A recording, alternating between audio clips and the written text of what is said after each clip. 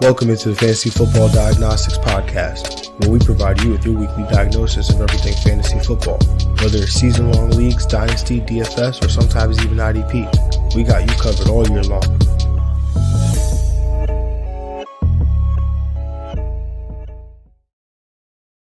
Let's do it. Let's get to it. Welcome into the Fantasy Football Diagnostics Podcast. And of course, I'm your host, John June. And it is a lovely, little bit muggy, but we'll take it. Saturday morning, December 11th, 2021. Have to, get used to not saying, or have to get accustomed to not saying that eventually as we enter 2022. But that's still a few ways away. Obviously, as you know, Greg is not with us this weekend as he continues his birthday celebration. So get another solo pod from your boy here. Obviously, if you are with it, then you know that the part one included all the 1 p.m. games. So that breakdown is there. It's already episode 231 available to you if you want to go back into the archives and listen to that. But obviously, this is episode 232, part two previews, where obviously we're going to cover the remaining games. So it's all the 4 p.m. games and primetime games. Obviously, going to still give out the starts of the week. Also going to play some variation to get money, basically just going through a FanDuel lineup. And then, obviously, before we get into any of that, have to break down Thursday Night Football. So some Thursday night takeaways. And Justin Jefferson, man, if you were watching that game, you're like 17, almost 18 PPR points. That was fantastic. But you know that it definitely could have been more there for the young receiver and Justin Jefferson. My bold prediction was 3 touchdown receptions from the kid. Had at least 3 different moments in the game where he had his hands on the ball in the end zone. So was really hoping that bold prediction would have come true. But obviously still got the one. 79 receiving yards, 15 targets. I think that's the number that's the more important number, the number you really like to see, because that is going to carry us through these fantasy playoffs here with Justin Jefferson. So definitely looking forward to that. The other takeaway has got to be Dalvin Cook. I'd be remiss if I did not speak about the Iron Chef in Dalvin Cook, who I came on here. I said I didn't expect him to play. Me and Greg were discussing the Thursday night game. Definitely did not expect him to play. And then as we were sitting here on Thursday, the reports come out that he took all the first team reps in practice. He's pushing to play. Adam Schefter came out, said he was going to play. And once Schefter comes out and says it, I pretty much just chalk it up to gospel. So once he said that, I'm like, okay, well, you've got to play Dalvin Cook now. And he talked about how it's the same shoulder that he had a separation with. He played against the Saints and had 30 carries for like 130 yards. And you're watching Dalvin Cook, man, and on his first 7 carries, my man has 117 rushing yards or something like that. I mean, he had like 80 rushing yards on his first 6 rush attempts. It was absolutely absurd to watch Dalvin Cook just cook against the Pittsburgh Steelers. I mean, shout out to that offensive line of the Minnesota Vikings. Those holes were huge, and Dalvin Cook even made a joke with I forget the reporter that interviewed him after the game, but he was like, "Oh, you could have ran through those holes." So definitely, Dalvin Cook doesn't seem like he will hold you back as you make your run here for the fantasy championship. Sucks if you started Alexander Mattison amidst the news of Dalvin Cook, because that's really got to stink. You go into the week thinking you've got basically a bona fide RB1 there, and that doesn't happen. Other takeaways. I mean, this Pittsburgh offense, it's obviously not great. We saw Big Ben turn the clock back a little bit though, so that was definitely odd to see there in that fourth quarter. But we, Deontay Johnson, not a great day. You probably wanted more. I know I definitely did. I had him, like I said, coming into the week. Could see a top 2 finish from him.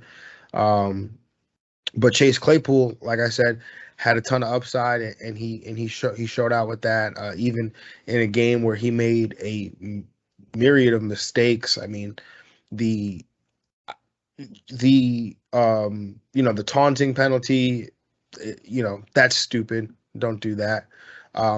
The almost fumble, I guess I missed the part where it was reversed, but that fumble that looked like a fumble, but I guess they reversed it. And then the worst one of them all, on the potential game tying drive at the end of the game, Chase Claypool converts a very crucial first down. But the Steelers are also playing against the clock. They don't have timeouts. They're trying to get a touchdown, not a field goal, touchdown.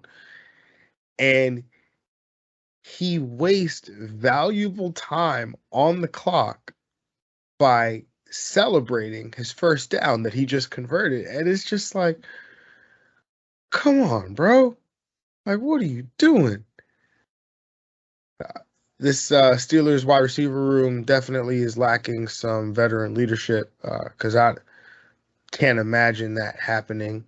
If and even Antonio Brown or Hines Ward, any Mike Wallace, any of these guys were around. Like, I don't see any of that happening. So definitely something that's got to get addressed.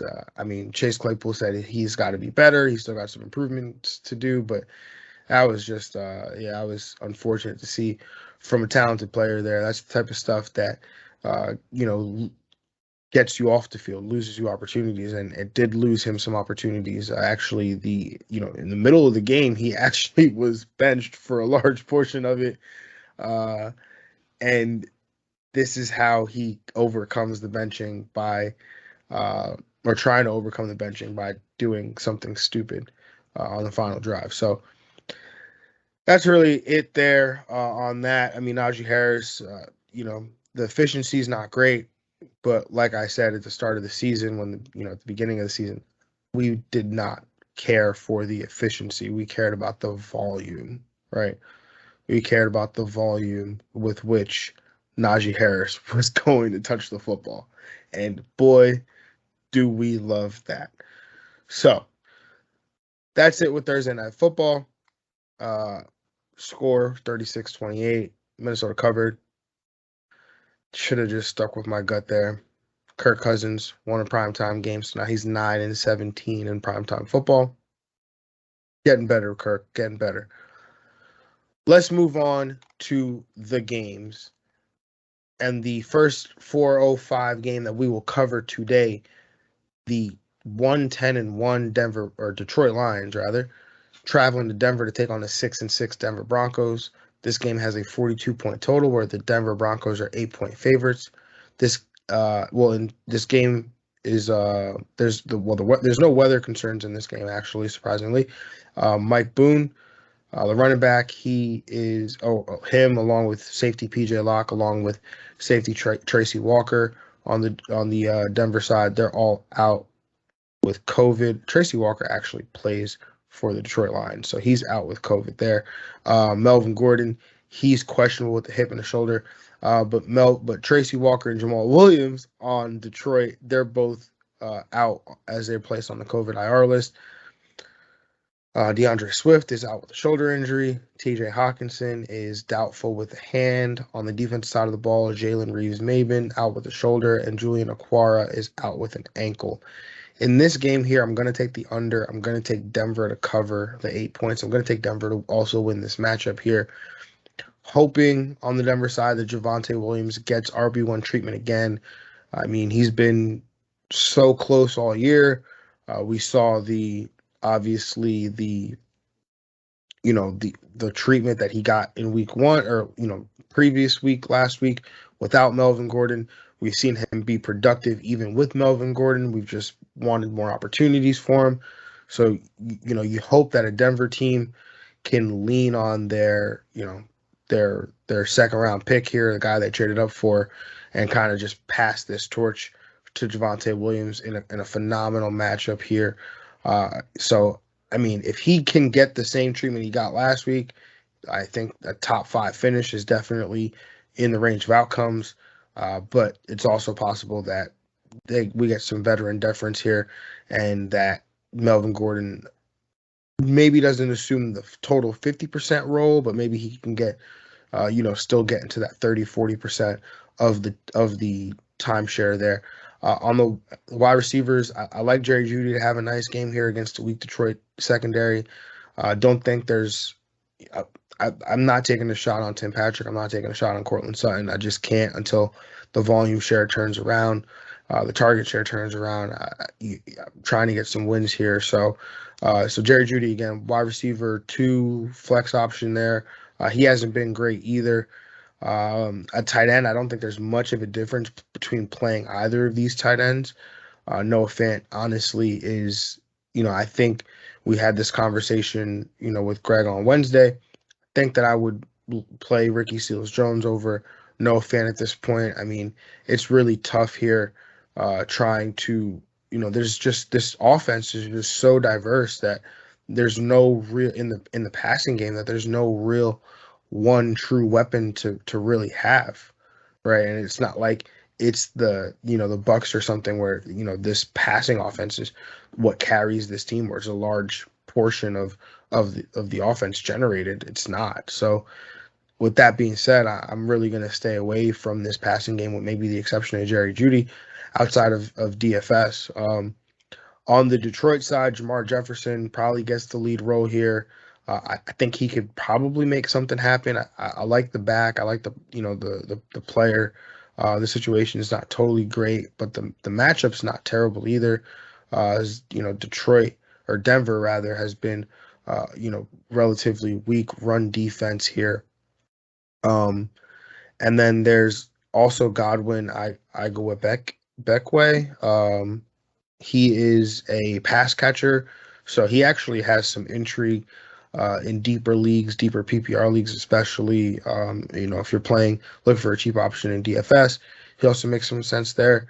Amon-Ra St. Brown had his breakout game last week. I think he walks into endless opportunities here. I mean, there's no DeAndre Swift already, no Jamal Williams.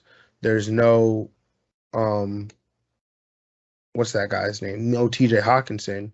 So I think when you look at what Amon-Ra St. Brown, the opportunities that he has here, I think he'll walk into endless amount of targets here. So this game has some fantasy, not a ton, but we'll take our fantasy points basically wherever we can get them.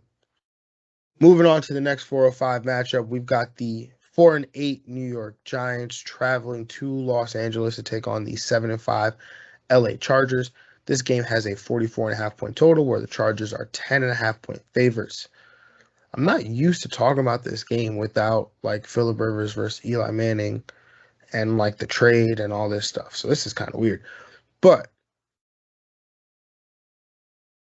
injuries, Keenan Allen, Mike Williams, Scott Cushenberry, Chris Harris Jr., all added to the COVID IR list. All will potentially miss this game here. Asante Samuel Jr., he is out with a concussion. Adoree Jackson, he's out with a quad Asante Samuel Jr. is out with a concussion. On the Giants side, Adoree Jackson is out with a quad. Daniel Jones is out with a neck. Kadarius Toney is out with an oblique. Wes Martin, he is out as he was placed on the COVID IR list. Kenny Golladay, he is questionable with a ribs injury. And Sterling Shepard, he's questionable with a quad. And then Mike Glennon is out of concussion protocol, set to start here for the New York Giants. We thought at the start of the week that it might be Jake Fromm. but it will be Mclaren here. On the Chargers side, Jalen Guyton will be Justin Herbert's wide receiver 1. It's not always the best idea to go after the wide receiver 3 who gets elevated way at the depth chart when he's attached. But when he's attached to Justin Herbert, you'd count me in totally. Austin Eckler probably gets a bump, as does Jared Cook here, as Herbert has to throw the ball to somebody. Saquon Barkley for the Giants, I'm pretty sure that's going to be it for me, though. If Sterling Shepard can go and Mike Glennon is the quarterback, though, I have some intrigue there. I mean, the Chargers are banged up in the secondary. When Sterling Shepard's only road blockage to fantasy points is really his own health there. So Sterling Shepard has some intrigue for sure. Moving on to this next matchup here, we've got the 6-6 San Francisco 49ers traveling to Cincinnati to take on the 7-5 Cincinnati Bengals. This game has a 47.5 point total. The Bengals are 1-point favorites, so essentially a pick 'em here. In terms of the injuries, Joe Mixon, he's questionable with an illness. There was some thought that he might be a game time decision, but Zach Taylor has since kind of relinquished those concerns. Chris Evans, the backup running back, pass down running back, he's out with an ankle injury. T. Higgins is questionable with an ankle.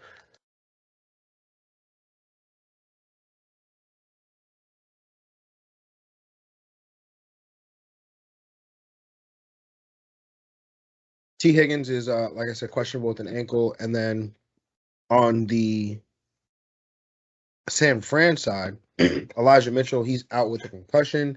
Dre Greenlaw's out with a groin. Maurice Hurst is out with a calf. Deebo Samuel questionable with that groin injury that kept him out. Trenton Cannon out with a concussion. Emmanuel Mosley out with, I actually don't have it on my notes what it was. So a few injuries on the, quite a bit of injuries on the Niners side. Both these teams evenly matched from, a data perspective for when you look at, EPA and especially early down EPA over the last few weeks.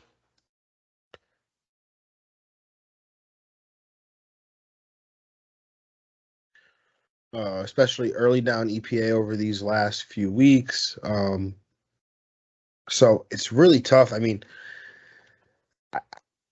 I went back and forth about it. I am going to pick the Niners to win. I just going to go with the Niners. I just see this game being kind of ugly, and I think I'm going to go with Shanahan and the Niners to win an ugly game here. On the Bengals side, Joe Mixon, if he can go, is definitely an RB1. I think this matchup is real nice. T. Higgins, Jamar Chase, they both have fantastic matchups. Tyler Boyd, we saw him getting involved, but I think, like we said, when they're trailing or they're in a shootout, I think that's when you really see Tyler Boyd, more specifically when they're trailing. I don't have them really being, I have them losing this game, but I don't see them necessarily trailing for much of it. Samaje Perine has some RB3 upside, I think, with the potential game script in this game, and if Joe Mixon's affected at all. Joe Burrow, the fantasy, he's a guy that can easily come into some fantasy points just because he's so good of a player. I think I have him, projections wise, I have him, as a QB2, but I could totally see him being a QB1 in a game like this. So he'll be on the borderline QB1, QB2 territory for me. On the San Fran side, George Kittle, clearly a tight end one, top 2 option at the position. With Elijah Mitchell out, Jeff Wilson probably steps into a volume-based RB2 role here. I think Ayuk has some wide receiver 2 value, some upside in a game like this. JaMychal Hasty also has some value as a PPR running back 3. If Deebo Samuel goes, you obviously are going to start him up as your wide receiver 1. Moving on to the next game here, we got the 7-5 Buffalo Bills traveling to Tampa Bay to take on the 9-3 Tampa Bay Buccaneers. This game has a 52.5 point total. Tampa Bay Buccaneers are 3-point favorites. There is rain expected in this game here. Not much to be concerned about, but I think there's, definitely something to note. On the Buffalo side, in terms of injuries, Tommy Sweeney out with a hip injury. Star Latualele out with a toe. AJ Klein, he's out as he was placed on the COVID list. And then on the Bucs side, Jordan Whitehead, he's out with a calf injury. Uh, in terms of the game here, I'm going to take the under 52.5. That's kind of high. Going to take the under. Going to take Tampa Bay to cover. Going to take Tampa Bay to win. On the Buffalo side, Josh Allen back in QB1 territory. Stephon Diggs has an opportunity here to obviously finish as a wide receiver 1. Dawson Knox has an awesome spot here as a top 5 tight end option. On the Bucs side, Leonard Fournette, RB1 option, 100%, no doubt about it. I think this is probably the Mike Evans game here. Chris Godwin still has a role, but I think Evans probably has the week here. Tom Brady still going to be a QB1. I mean, I know that on paper this looks like a bad matchup, but the metrics might say that when you really consider the fact that there was no Tre'Davious White anymore, and that last week, the Patriots threw the ball 2 times. Like there's no sample. There's not enough sample size there that tells me that the Buffalo pass defense is still one that's formidable and one that we may not want to target here. So I think, Brady's still going to be a quarterback 1. Gronk, a top 5 option as well at the tight end position. On the, moving on to Sunday Night Football, we've got the 4-8 Chicago Bears traveling to Green Bay to take on a 9-3 Green Bay Packers. This game has a 44-point total. The Green Bay Packers are 12.5-point favorites. In terms of the injuries here, weather-wise, this game is supposed to be cold, apparently. In terms of injuries, Andy Dalton, he is doubtful with hand injury, so that elevates Justin Fields, who is no longer on the injury report, back to starting quarterback status. Cassius Marsh, he is on IR, was being placed on IR, the edge rusher there for the Bears. On the Packers side, Jair Alexander designated to return from injured reserve there with his shoulder injury, so looks like the Packers might get him back. Also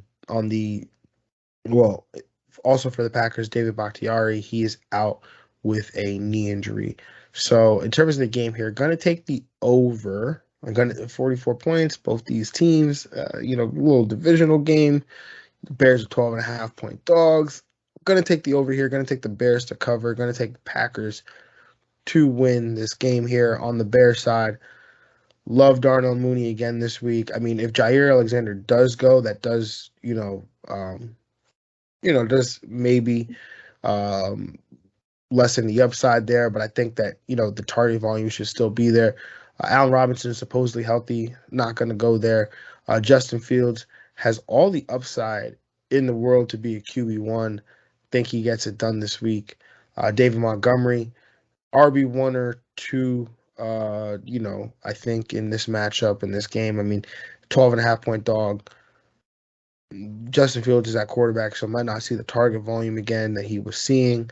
We'll see for sure. It's going to come down to how the touchdowns fall. Does he get in the end zone?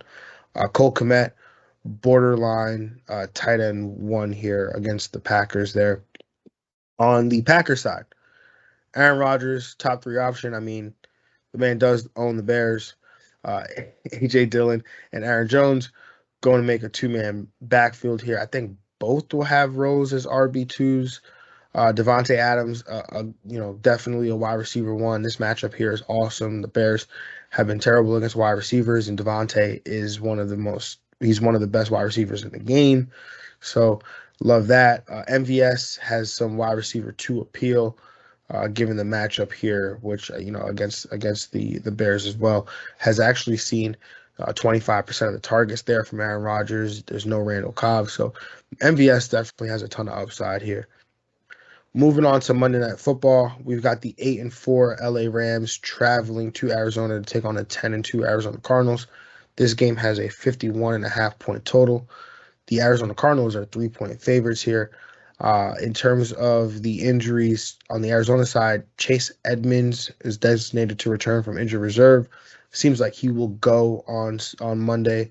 Obviously, if you are counting on Chase Edmonds, I would try to find another option. I mean, unless you really need him, then you can wait till Monday. But I think if you can get a guy like Dontrell Hilliard, I think Jamar Jefferson probably has some, about the same upside there.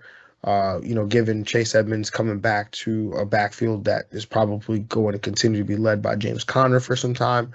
I think he'll still have a role here, but definitely curious to see how we have to wait and see how this one plays itself out, right? Like if you're really counting on Chase Edmonds, I'm trying to go without him in all my leagues. Think there's only like one league where I might need him, depending on what happens with, Elijah Moore. But if I try to go without Chase Edmonds if I could. Darrell Henderson, that's another guy dealing with a thigh injury, limited participant in practice. He's another guy I will try to go without. Monday is just too tough. I can't wait. And, typically you'd get if you could get a Shefty bomb on like Sunday morning about one of these two guys and, their potential roles, that would be fantastic. But if not, I would plan to go without him. Unless you obviously don't have any other option. I think I'm in a league where I don't have another option. It's Darrell Henderson or bust. So, moving on to the matchups here. I'm going to take the over. I'm going to take Arizona to cover. Going to take Arizona to win. Kyler Murray, definitely going to be on one on Monday. QB1, there's no doubt about that. DeAndre Hopkins, he can absolutely be a wide receiver one. I mean, doesn't necessarily have to match up with Jalen Ramsey, and his history against Ramsey is actually pretty good. So I'll take my chances with D-Hop. James Conner has some RB1 upside for sure. I think, if you do plan to go with Edmonds, I would treat him as an RB3, assuming that he plays. Zach Ertz didn't have a great game, also banged up with the shoulder, but if he goes, he's a tight end one for sure. Cooper Kupp on the Rams side, maybe not the wide receiver one, but he's a wide receiver one for sure. Darrell Henderson, like I said, liable to miss this one, so Sony Michel could once again be the RB1. If they both go, I'll treat them both as RB2s, or if Darrell goes, I'll treat them both as RB2s. Stafford is in QB2 territory for me. I definitely think he can sneak into QB1 territory in this matchup here, but Arizona, they've been good against the pass. I know their numbers look a little bit weird, especially on early downs, but as a whole, they've been a good pass defense. Definitely, not going to count on Stafford to be a QB1. Van Jefferson and OBJ, both wide receiver 3s with some wide receiver 2 upside. And then Tyler Higbee, he's going to be completely off my radar this week. And that wraps up the games. And it's moving on to the money time, man. Those starts of the week. Let's get right to it. My quarterback start of the week, that's going to be Dak Prescott going against the Washington football team. I think this one is almost out of necessity here. Zeke is banged up already. Tony Pollard could also miss this game here. Conversely, the top 3 wide receivers on Dallas are all healthy. The matchup is nice too. You look at over the last 3 weeks, Washington is 24th in early down defensive EPA. I like this game that has a 47.5 point total to hit that 50-point mark. Got to fire up Dak Prescott this week. And remember, he could still score a rushing touchdown too. So definitely, if that happens, Dak Prescott to the moon. Moving on to my running back start of the week, going with Josh Jacobs. Going up against Kansas City, you got to love what Jacobs has been doing. He's seen almost an 18% target share over his last 3 games. There's no Kenyon Drake. There's no Jalen Richard. There's no Darren Waller. He's seen 6.5 targets per game over the last 3 games. I expect that to even pick up, potentially even on the 9 targets that he saw last week. This offense will become very concentrated, and Josh Jacobs going to become a very big part of that, especially those touchdowns. Moving on to my wide receiver start of the week, Scary Terry McLaurin getting a little game stack here in this Dallas-Washington game. Obviously, my quarterback start of the week being Dak Prescott. Terry has been somewhat up and down this season, but this is the first time he gets to play Dallas. And Terry loves to play Dallas. In 3 games against Dallas, he's averaging almost 10 targets, 6 receptions, and 0.7 touchdowns. He's a big play weapon, a crafty route runner, not necessarily worried about Trayvon Diggs there. And with the target volume that he should see, gotta love the upside here on any week, but especially this one. And then last but not least, my tight end start of the week. Dawson Knox going up against the Tampa Bay Buccaneers. The Bucs have been vulnerable to the tight end position, and Dawson Knox is just the kind of weapon that could have some impact in this game. The Bucs defense will have their hands full dealing with Josh Allen, chasing around Stephon Diggs, also chasing around Josh Allen. Dawson Knox will have a top 5 finish this week. I'm confident in saying that. So there you go. That is the starts of the week there. And now it is time to go through my FanDuel lineup. And so without further ado, let's just jump right into it. And my quarterback there is going to be my quarterback start of the week in Dak Prescott. He's 8,100 on FanDuel. And again, this is a guy, if you're playing DraftKings too, if he can go over 300 yards, easy. The weapons are here. We're seeing CeeDee Lamb in that slot, which I think just boosts the whole upside of this offense here. Gotta love Dak Prescott as a quarterback one option. Again, I think this is out of necessity almost. This game could go to a passing game very quickly when you're limited at running back like Tony Pollard and Zeke Elliott. Game could very well hit 50 points. I like what Washington's doing offensively, so definitely Dak Prescott, gotta light him up. My running back one, you've guessed it, Josh Jacobs, 7,100 going up against Kansas City. This is about volume here. Josh Jacobs should see plenty of it. Like, this offense is going to become very concentrated. Should see a lot of volume, a lot of targets as well. So again, another guy I like to play on DraftKings as well. Running back 2, going to be Amir Abdullah. I'm calling my shot here. You heard me say it earlier in the week, and I said it a couple weeks ago on the waiver show.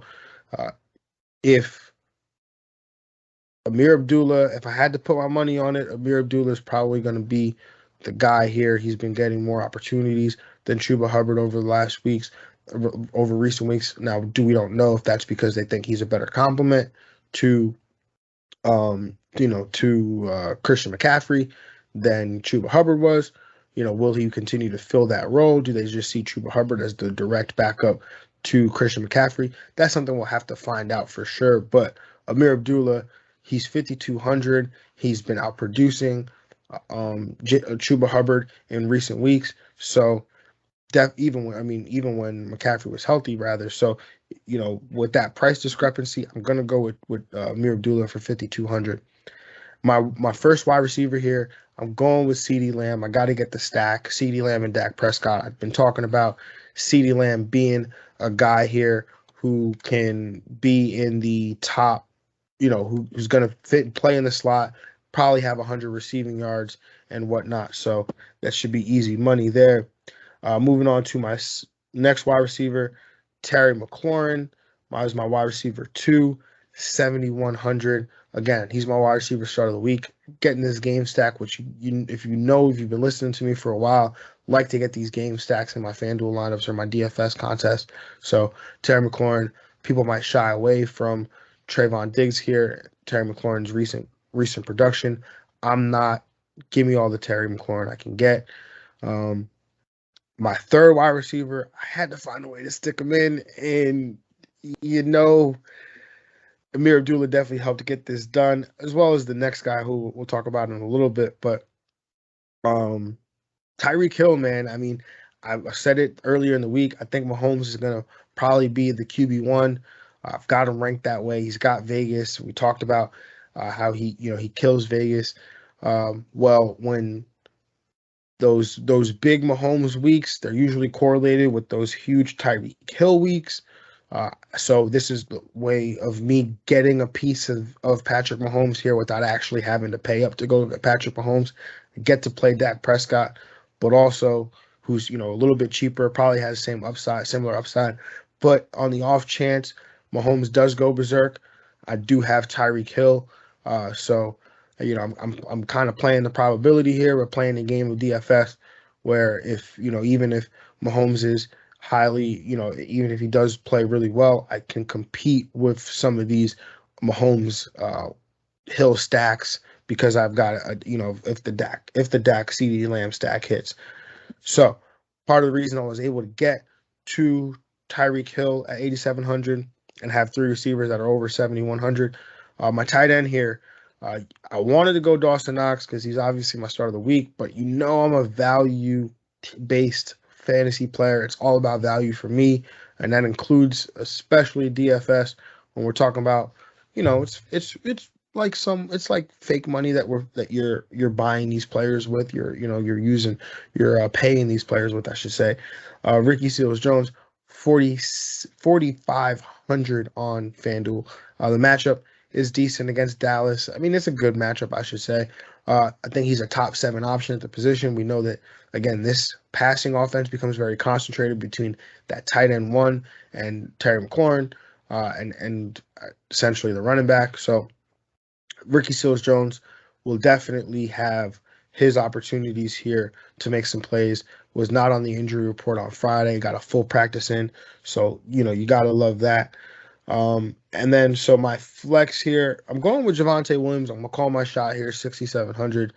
Just going to, the matchup is great here against Detroit. So I'm hoping, between Melvin Gordon being banged up, Javonte Williams' performance last week, that he just continues to see the rock. And so Javonte Williams, I am going to continue to start him up, 6,700. That's a great price too. And then I'm going to get my running back defense stack, picking Denver, 4,400 as my defense, going up against a very undermanned Detroit Lions offense. You don't have TJ Hawkinson, you don't have DeAndre Swift, you don't have Jamal Williams. Jared Goff is probably going to be in for some trouble here. The Broncos defense, they're playing at home. They're 8-point favorites. I picked them to cover. I really like this lineup, y'all. So we'll see what happens. Something's probably going to go wrong with it. It usually does. But I'm very confident in this lineup. And this is a real legitimate lineup that actually put some, decent amount of money in. So we'll see what happens. So with that being said, y'all, have a good one. Enjoy your football Sunday and your Monday. And we will talk to y'all. It'll be Monday. Well, when we record it, could be Monday by the time you hear it. Very possibly will be Tuesday, though, by the time you hear from us. Again, we appreciate y'all. All the support all year has been fantastic.